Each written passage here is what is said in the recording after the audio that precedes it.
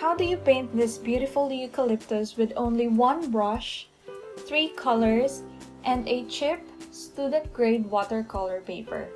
Hello everyone! In today's video, let's paint this beautiful eucalyptus. And if you're a first-timer here, I am Bianca and I upload videos in watercolor tips and tutorials for beginners and watercolor speed paints to help you feel more comfortable with watercolors. So if you want more videos like that, please consider subscribing to my channel. Let's get started! Okay, I know you want to dive in and paint immediately, but if you want to achieve a more successful painting, you might want to plan ahead before you paint. So here I have a sketchbook and I am deciding on the overall shape of the twig. Also, you might want to decide on the shape, the size, and even the angles of the leaves. Your painting will also look more interesting if you use the different sizes, shapes, and angles of this leaf. So here I have pointy ones, small ones, big ones. I have a side view of the eucalyptus leaf. We will use these shapes for the leaves and paint them along this twig. Since this is a tutorial for beginners, I am using my Canson watercolor paper, which is readily available in local bookstore in my area. This is only 20% cotton paper and it is really affordable. But there are limitations when you are using student grade paper. I will be using my Holbein watercolor from Japan. So I will need 3 colors and those are green, blue, and violet. Specifically, I'm using permanent green, phthalo blue, and permanent violet. My first mixture is a combination of the green and blue. More on the green side though. And my next mixture would be a combination of green and violet. And lastly, I will have blue plus green. This time more on the blue side. Okay, just to help us place our leaves on where they should be, I'm just sketching my twig shape here. And we will be painting those leaves around these twigs. I will start with my blue plus green mixture.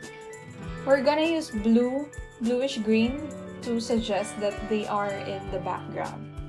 This is a good exercise as well since you are only using one brush. You will get to know what your brush can do more.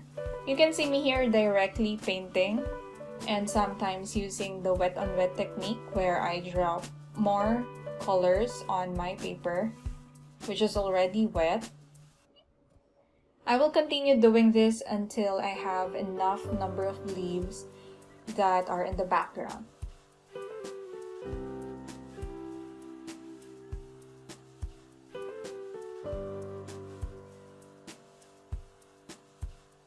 Now you can also paint first with water and then drop your pigment like what I'm doing here. It will create a very beautiful wet on wet technique.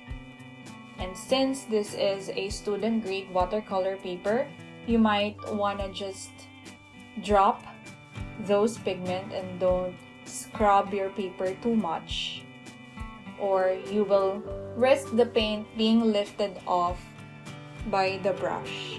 You can also see me dropping off some violet on those mixtures to give them a more interesting look. Okay, remember to paint your leaves with different sizes, different shapes, different angles. Just like what I'm doing here, some are pointing up, down, sideways for a more organic look. Next, we will use the green plus blue mixture, this time more green, but make sure that your first layer is already dry because we will be overlapping some of the leaves to make it more interesting, and that's how nature really looks. Some of the leaves are overlapping. And if you want to achieve this look, please make sure that the first layer, the blue leaves, are dry first. Then have fun adding more leaves using the wet on wet technique, overlapping them, and make sure again to use different sizes, shapes, and angles.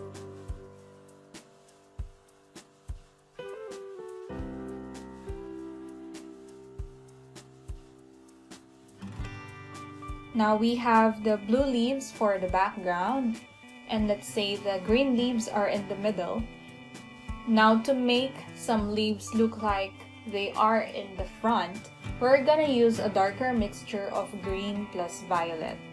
And I want you to really go dark on this one. You might need to refill your colors like what I'm doing. And by adding darker tones or values, or darker shade of this violet plus green, when you paint them, it will give you an impression that these leaves are at the front, okay? And again, you can overlap them, paint them directly, or do wet on wet technique, but make sure to make it look more organic by painting your leaves in different directions, sizes, and even shapes. So I'll continue doing this until I feel that I've painted enough. When I was a beginner, I spent a lot of time in getting to know my brush since I can only afford few brushes back then. And for a minimum of 2 weeks, that's the only brush that I will need for my watercolor exercises. That way, I will really get to know what my brush can do and cannot do. So, in a way, in this watercolor exercise, you are getting more acquainted with whatever brush that you're using. So I hope you're in with this challenge that you're only using one brush and 3 colors. And also, using a limited palette like this, I only use 3 colors, will achieve a more unified look since you're only using those 3 colors. And lastly, I just mixed all of those 3 colors for the color of my branch and twigs. And again, this is a good exercise in using the tip of your brush. You might want to practice this in another piece of paper if you're not used to painting with only the tip of the brush. What you need to do is go as light as you can and paint those twigs. Again, another practice to know the limitations of your brush. And all I'm doing here is connecting those leaves. But some leaves are overlapping, hence we cannot see those stems. And I'll continue doing that until every leaf is connected or looks like they are connected to the main branch. And we're done. I hope you enjoyed today's watercolor tutorial, and if you have other suggestions on what we should paint next, please comment below. You might also want to join me with my free watercolor workshops via my Facebook page. So if you're interested with that, please check the link in the description below, and I'll see you next time. Bye!